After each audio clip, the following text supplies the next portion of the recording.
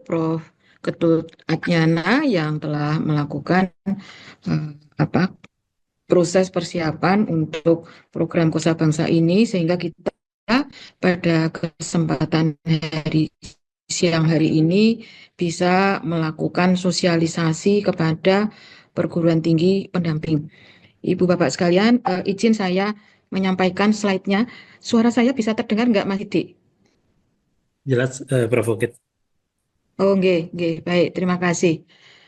Saya mulai karena ini tadi saya ada problem yang terkait dengan suara. Saya izin share screen. Sudah nampak?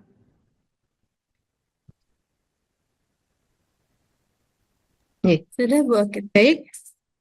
Nggih, baik Ibu Bapak sekalian.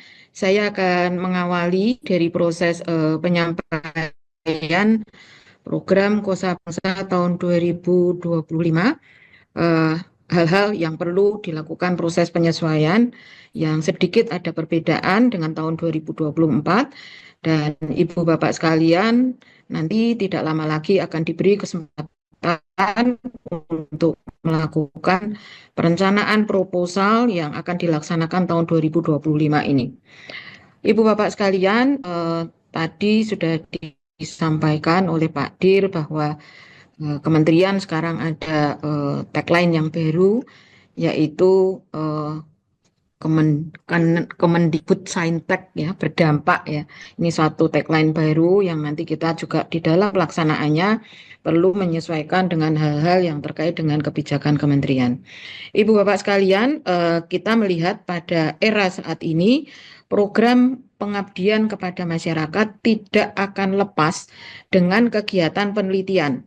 Ya, jadi artinya proses yang dilakukan oleh perguruan tinggi pendamping yang terkait dengan hasil-hasil inovasi teknologi tepat guna yang nanti bisa diterapkan kepada masyarakat, dalam hal ini dengan pendampingan terhadap suatu perguruan tinggi pelaksana, itu nanti diharapkan akan membentuk suatu kolaborasi, Ibu Bapak sekalian, untuk kesejahteraan atau kemajuan masyarakat. Nah, oleh karena itu kita melihat bahwa program Kosa Bangsa ini merupakan program yang relatif masih baru yang digulirkan oleh Ditjen Risbang untuk menjembatani kolaborasi antara perguruan tinggi dari klaster yang mandiri dan utama berkolaborasi dengan perguruan tinggi dari klaster binaan, pratama, dan madya. Semua digunakan untuk kebutuhan masyarakat, Ibu Bapak sekalian.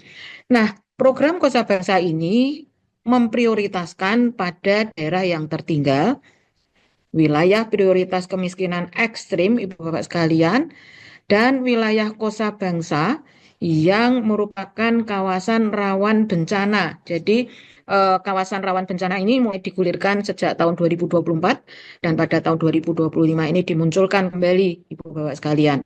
Ya, namun tidak menutup kemungkinan wilayah yang lainnya selain wilayah prioritas yang rawan bencana ataupun daerah tertinggal itu bisa dijadikan sebagai lokasi untuk pelaksanaan program Kosa Bangsa ini, Ibu Bapak sekalian. Latar belakang proses pelaksanaan program Kosa Bangsa ini bahwa kita melihat adanya perbedaan prestasi yang cukup lebar antara perguruan tinggi klaster mandiri dan utama dan perguruan tinggi klaster madya, pratama, dan binaan. Ya, jadi artinya jeda prestasi atau kegiatan yang dilakukan oleh dua kelompok besar dari clustering perguruan tinggi itu perlu disatukan agar supaya terjadi perimbangan kemampuan, kepakaran, kolaborasi agar supaya proses pemberdayaan masyarakat tentu saja berdasarkan pada penerapan teknologi dan inovasi perguruan tinggi pendamping itu nanti akan punya makna tinggi di dalam mengangkat kemampuan masyarakat prioritas, ya, prioritas Kosa Bangsa. Nah, kemudian kita juga melihat bahwa dengan adanya hubungan antara perguruan tinggi, klaster mandiri dan utama, maka kemudahan akses yang selama ini mungkin hanya dinikmati oleh klaster mandiri dan utama, itu bisa diajarkan atau diberikan ya proses-prosesnya kepada klaster madya, pratama, dan binaan agar supaya pengetahuan tentang proses meningkatkan ya kapasitas dari masyarakat, termasuk pengetahuan potensi sumber daya alam agar ditingkatkan bagaimana caranya, itu dipahami penuh oleh klaster madya, pratama, dan binaan. Oleh karena itu, proses pendampingan mentor dan mentee collaboration itu harapannya bisa menghasilkan kegiatan pengabdian kepada masyarakat secara optimal.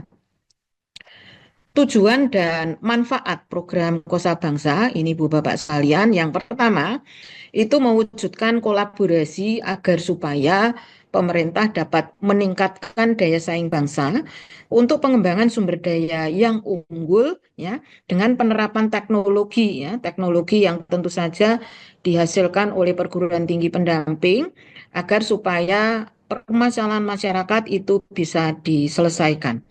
Manfaat yang kedua adalah memberikan kesempatan kepada perguruan tinggi yang berada di wilayah prioritas Kosa Bangsa agar bisa menanggulangi problem-problem utama, terutama yaitu aspek kebencanaan ya atau daerah yang tergolong 3T tadi.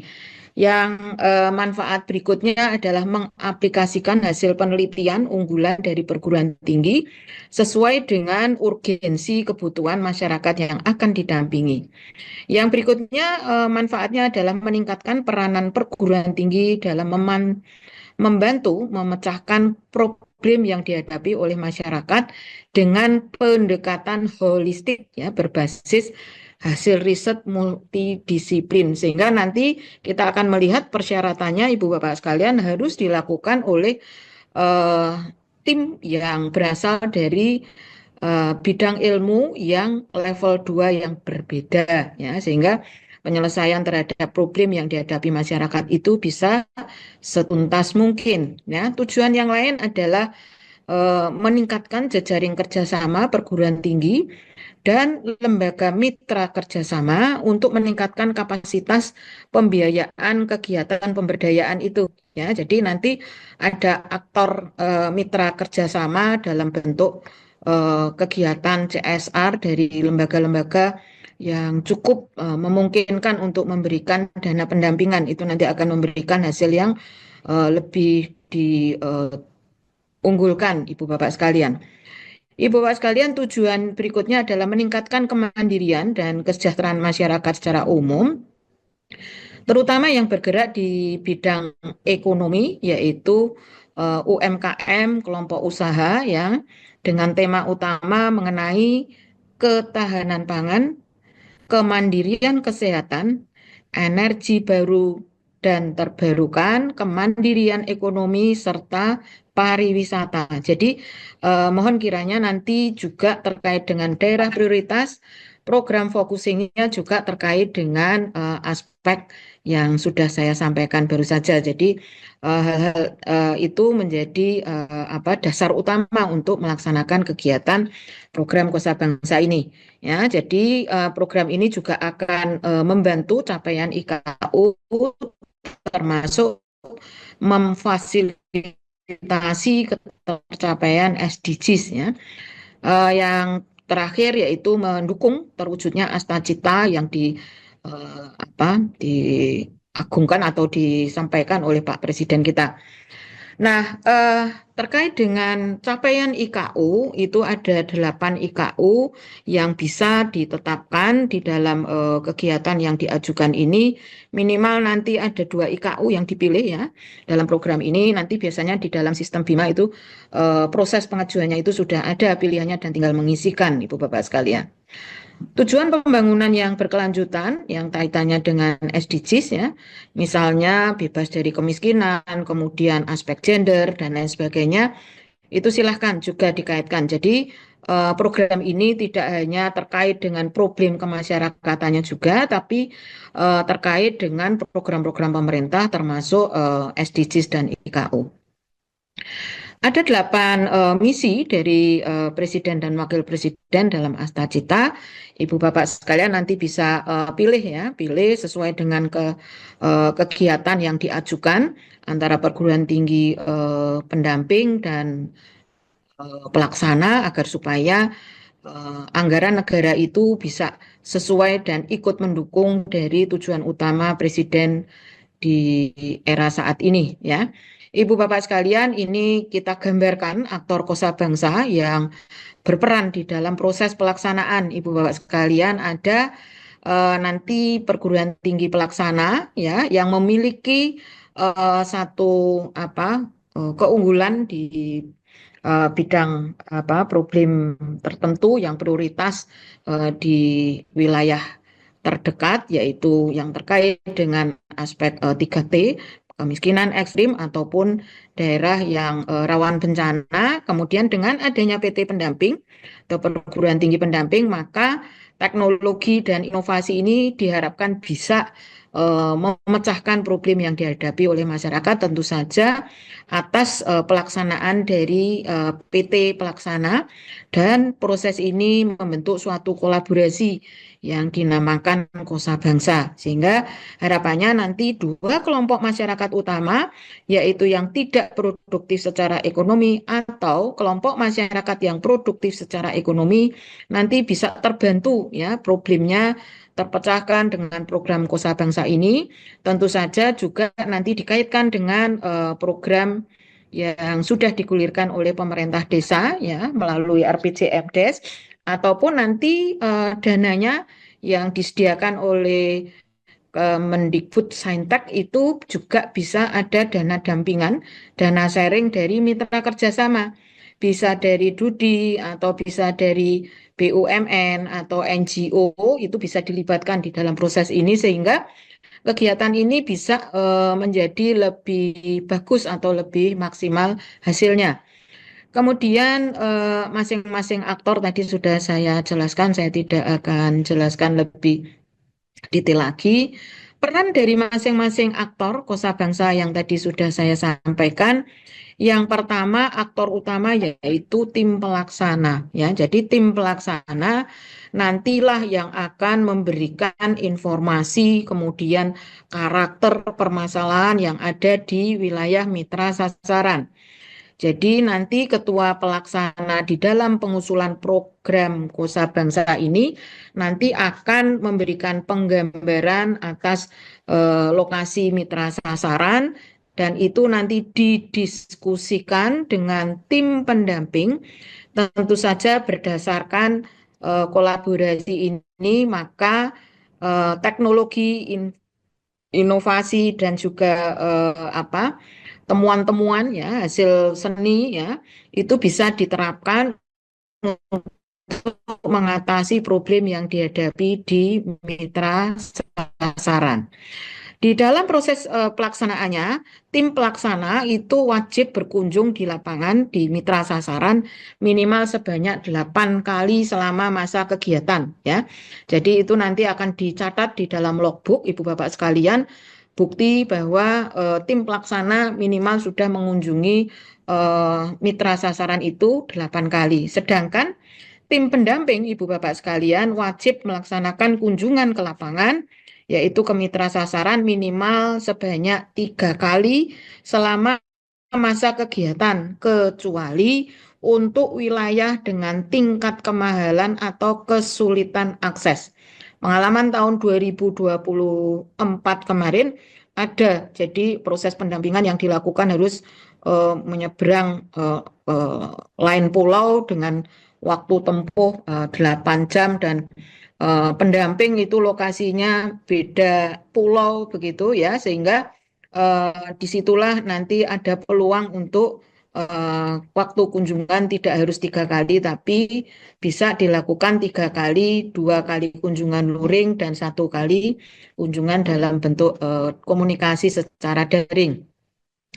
Ibu Bapak sekalian, kemudian kita lihat bagaimana mitra sasaran itu punya peran di dalam kegiatan Kosa Bangsa ya. Jadi artinya mitra sasaran itu harus bekerja sama dan nanti diaktifasi dengan menggunakan aplikasi teknologi dari perguruan tinggi pendamping agar supaya proses ini bisa dilakukan secara maksimal. Karena apa?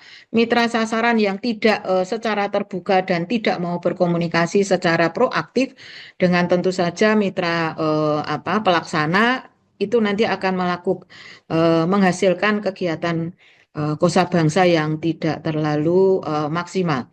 Kemudian mitra pemerintah, Ibu Bapak sekalian, di dalam proses ini adalah yang memiliki wilayah dengan program-program atau kebijakan yang menjamin bahwa proses ini nanti akan didampingi atau diawasi dalam proses pemberdayaan masyarakat yang berkelanjutan. Jadi, biasanya mitra pemerintah itu memiliki suatu program dalam bentuk RPJMDes. Nah, itu RPJMDes yang sudah ditetapkan oleh mitra pemerintah itu nanti akan menjadi semacam dasar dari pelaksanaan program Kosa Bangsa ini. Ya, untuk mitra kerjasama, ya ini bisa dimungkinkan untuk berkolaborasi sehingga nanti harapannya ada sharing pendanaan, Ibu Bapak sekalian, sehingga pemberdayaan masyarakat yang ditargetkan untuk menghasilkan peningkatan kemampuan ataupun produktivitas itu bisa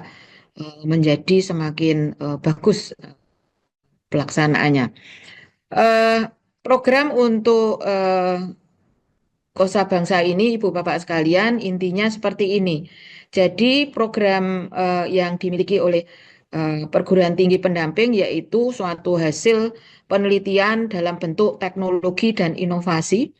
Kemudian nanti akan berkolaborasi dengan perguruan tinggi pelaksana, dengan dosen yang memiliki juga mahasiswa untuk bekerja sama di dalam meningkatkan kapasitas dari mitra sasaran, Ibu Bapak sekalian. Ya, jadi nanti kedua pihak ini akan membentuk kolaborasi ya sehingga harapannya mitra sasaran ini nanti akan mendapatkan keuntungan atau kemanfaatan dari program yang didanai oleh DPPM pada tahun 2025 ini dan harapannya nanti kegiatan ini bisa juga membantu proses pelaksanaan KKN mahasiswa, penerapan teknologi dan nanti juga akan menghasilkan luaran-luaran kegiatan yang ditekus Ibu Bapak sekalian itu ada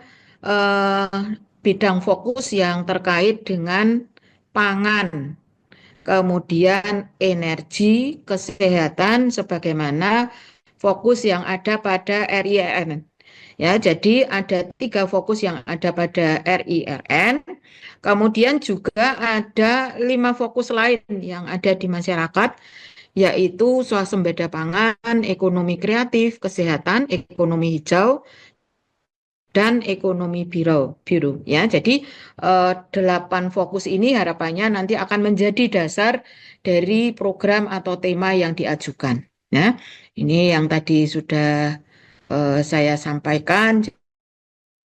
Jadi nanti di dalam pelaksanaannya ada 2 bidang kewilayahan di dalam setiap satu judul. Ya, mitra sasaran berarti harus memiliki 1 bidang kewilayahan. Jadi di dalam prosesnya karena mitra sasaran ada 2, berarti nanti ada 2 bidang kewilayahan yang harus dikerjakan ya. Jadi bisa bidang kesehatan, bidang perekonomian, bidang pariwisata, pertanian, di mana dari masing-masing bidang ini tercakup 2 aspek ya, 2 aspek.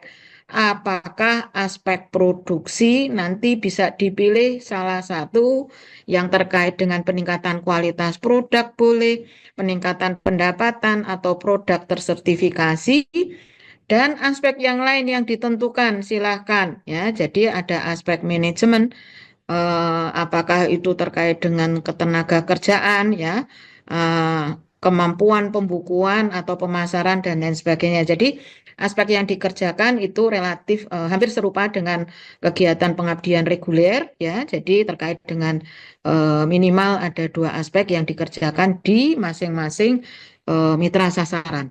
Nah, ini peta wilayah prioritas Kosabangsa tahun 2025 yang bisa dipilih oleh perguruan tinggi pelaksana dan juga perguruan tinggi pendampingnya agar supaya kinerja dari masyarakat yang berada di kawasan itu menjadi meningkat ya.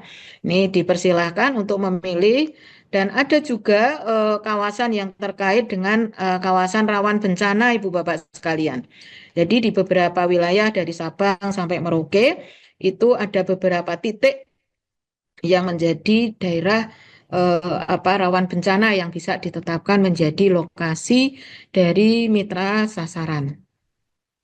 Untuk ketentuan umum Ibu Bapak sekalian bahwa kegiatan ini merupakan kegiatan 1 tahun saja, ya durasi pelaksanaannya selama 8 bulan atau paling lama di dalam tahun anggaran pengusulan yang sama.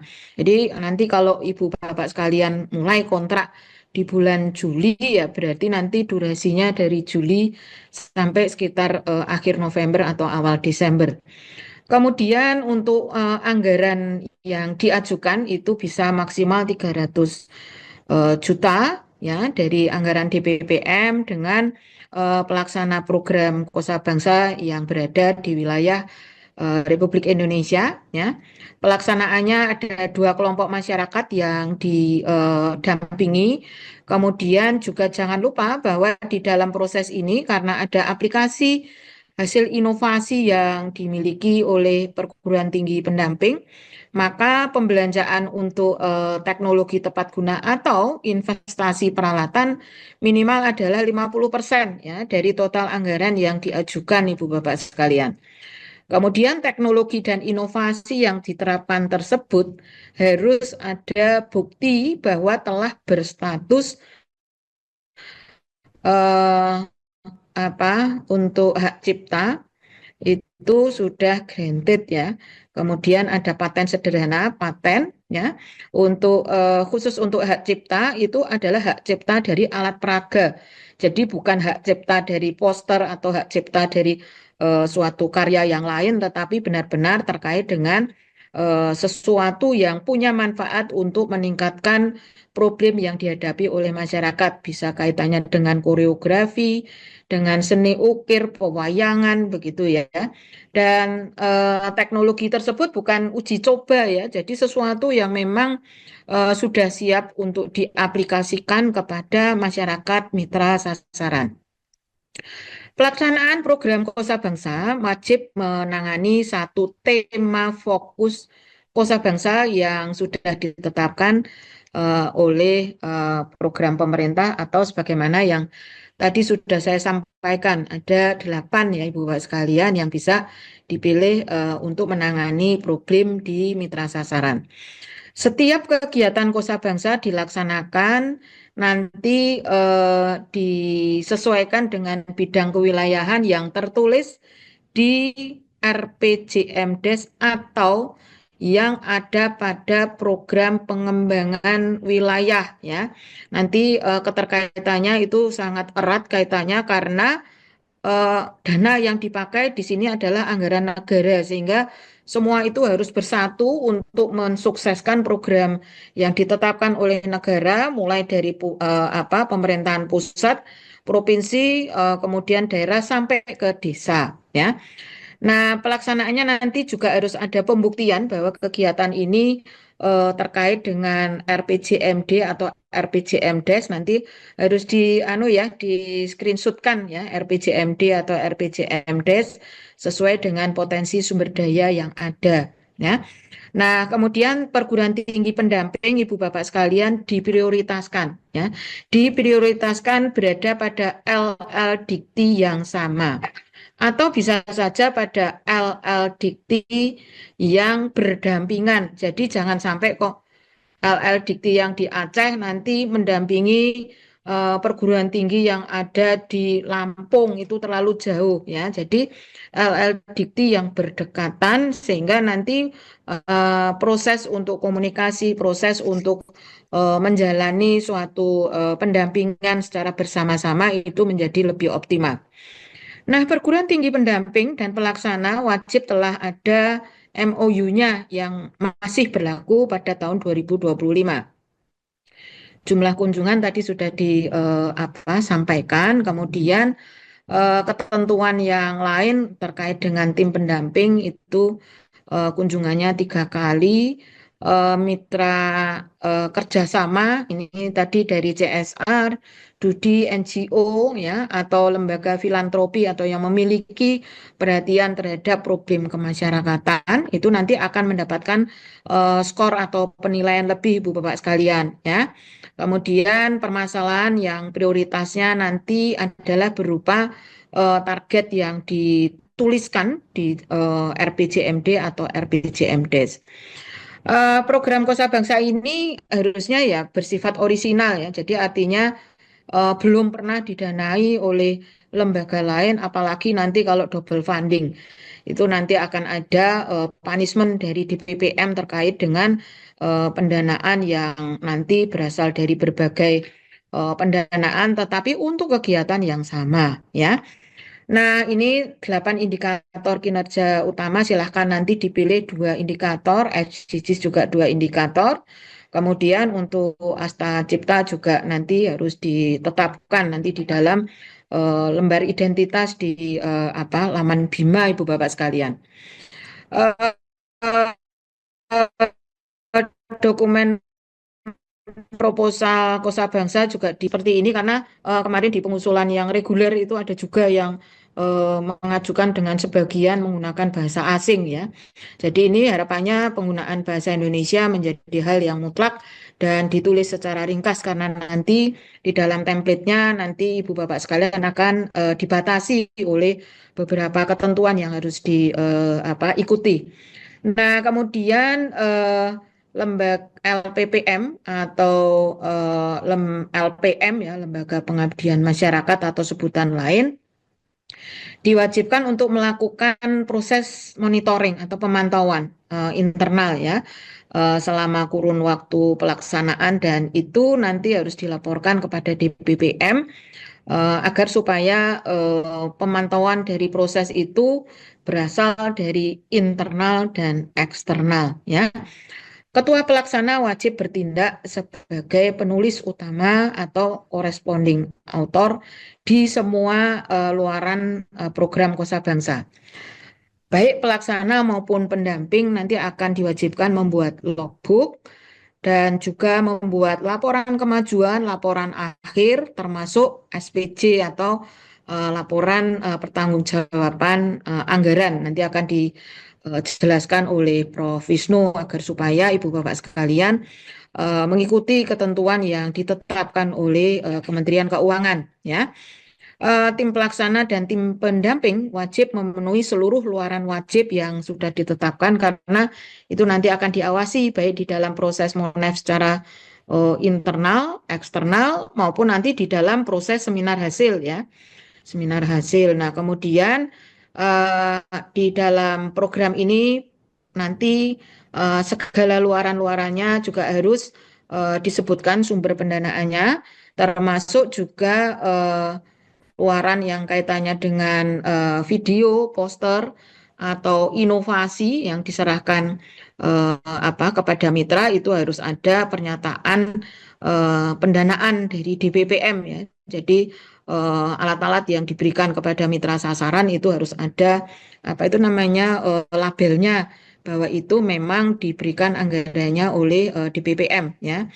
Nah, kemudian semua pengeluaran sesuai dengan SBM dan diwajibkan untuk melakukan monitoring. Nah, ini Ibu Bapak sekalian untuk luaran wajibnya ya.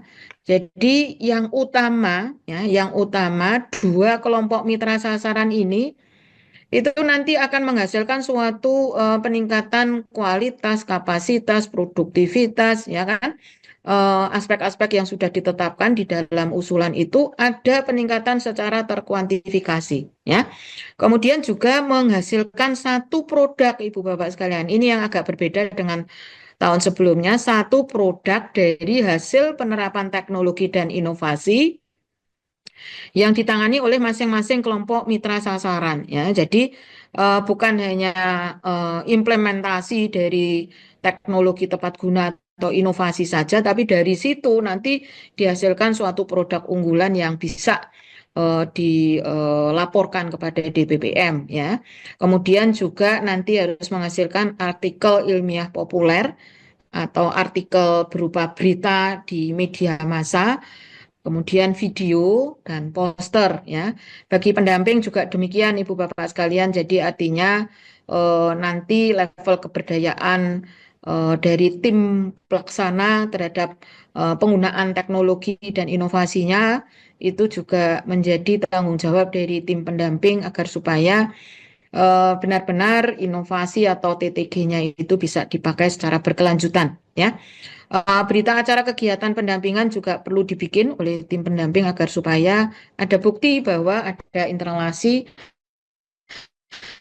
antara eh, program Kosa Bangsa yang dilayani yang terkait dengan sanksi, ya, sanksi. Harapannya yang hadir di dalam forum ini tidak akan terkena sanksi yang memang sudah diterapkan atau ditetapkan agar supaya semua kepercayaan ataupun hibah yang sudah diberikan kepada perguruan tinggi, baik perguruan tinggi pelaksana maupun nanti perguruan tinggi pendamping itu dipertanggungjawabkan dengan baik, ya. Jadi nanti untuk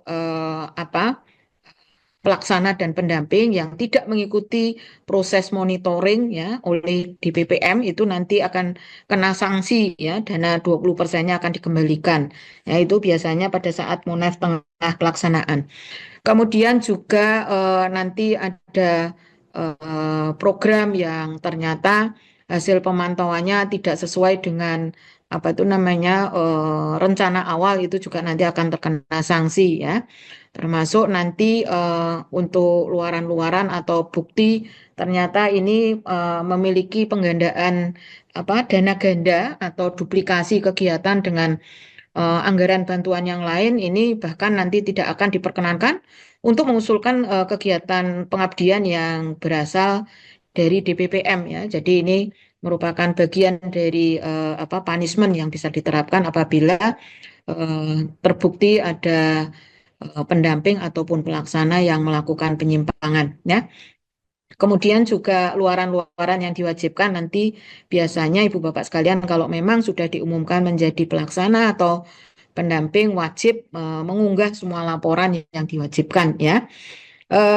Untuk luaran wajib itu nanti akan diunggah seperti biasa di Bima, dan kemudian nanti akan ada penilaian apakah ketercapaian luaran itu sesuai dengan proposal yang diajukan. Pelaksana yang terbukti melakukan penyimpangan dalam proses pelaksanaan yang nanti teridentifikasi merugikan negara, maka juga akan dikenakan sanksi sebagaimana peraturan yang ditetapkan oleh peraturan perundangan, ya. Termasuk nanti apabila terkena uji petik, ya, ada terbukti adanya penyimpangan juga nanti terkait dengan punishment ini. Ini untuk pengawasan dan pemantauan ini juga harus dilakukan paling tidak 1 tahun periode pengusulan itu harus ada dilakukan. Nah, ini Ibu Bapak sekalian untuk proses alur pengusulan, ya. Jadi nanti antara pelaksana dengan pendamping itu nanti membuat semacam deskripsi wilayah sasaran, tentu saja nanti diutamakan sesuai dengan program yang diprioritaskan dilaksanakan di wilayah tertentu. Kemudian nanti tim pelaksana juga akan memiliki kewajiban membuat, ya, deskripsi dari mitra sasaran bagaimana kondisi existing atau kondisi awalnya sampai nanti solusi yang nanti akan diselesaikan, ya. Tentu saja pembuatan rencana solusi ini didampingi oleh tim pendamping dari perguruan tinggi yang klasternya di atasnya ya. Dalam proses ini nanti akan ada proses seleksi administrasi, Bu Bapak sekalian. Bagi yang lolos nanti akan ada seleksi substansi, sorry, dan kemudian apabila lolos itu nanti akan ada satu proses namanya site visit. Site visit itu nanti akan dilakukan penilaian apakah pelaksana, pendamping, kemudian mitra sasaran ataupun mitra pemerintah itu memang benar-benar siap untuk menjadi lokasi kegiatan program Kosa Bangsa. Apabila semua proses itu sudah berlangsung, maka akan ditetapkan siapa pemenangnya dan kemudian dilakukan suatu proses kontrak dan sebagainya. Saya kira itu Ibu Bapak sekalian prosesnya ini alurnya ya dimulai dari apa itu namanya pengumuman dan lain sebagainya sama seperti yang tadi sudah saya sampaikan secara ringkas ya. Demikian Ibu Bapak sekalian dari kami untuk pengantar kegiatan yang nanti akan kita susun. Proposalnya tidak lama lagi Ibu Bapak sekalian. Sebagai bagian akhir dari penyampaian saya, mudah-mudahan koneksinya tadi tidak terputus-putus sehingga suara saya bisa terdengar dengan jelas. Saya akhiri dengan pantun Ibu Bapak sekalian. Indonesia terdiri dari banyak desa. Kekayaan budaya dan alamnya luar biasa. Mari kita persiapkan proposal Kosa Bangsa agar masyarakat semakin sejahtera. Demikian Ibu Bapak sekalian, penyampaian dari saya. Saya akhiri. Billahi taufiq wal hidayah. Wassalamualaikum warahmatullahi wabarakatuh. Salam.